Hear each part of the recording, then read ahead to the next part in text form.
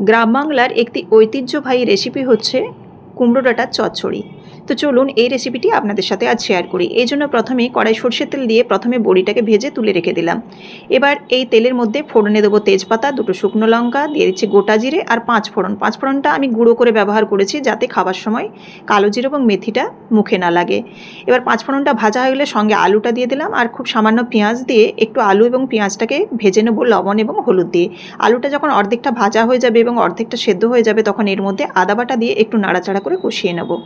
আদাটা কষানো হয়ে গেলে এবার এর মধ্যে আমি দিয়ে দিচ্ছি বাকি যে সবজিগুলো, কুমড়ো ডাঁটা, ঝিঙে, পটল, বেগুন, এই যে সবজিগুলো এর সঙ্গে কিন্তু আপনারা আরও অন্যান্য সবজি অ্যাড করতে পারেন। শীতকাল হলে কিন্তু বিভিন্ন ধরনের সবজি পাওয়া যায়, সেই সবজি কিন্তু আপনারা অ্যাড করতে পারেন।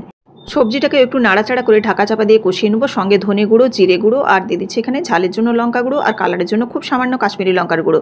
দিয়ে দিলাম সর্ষে বাটাটা দেওয়ার পর মিক্সির জারটা দিয়ে খুব সামান্য জল ব্যবহার করলাম, দিয়ে ঢাকা চাপা দিয়ে 3-4 বারে আমি এই সবজিটাকে এবং ডাঁটাগুলোকে সেদ্ধ করে নিলাম।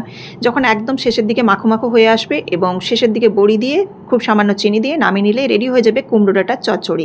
ভালো লাগলে লাইক, কমেন্ট, শেয়ার এবং সাবস্ক্রাইব করতে ভুলবেন না।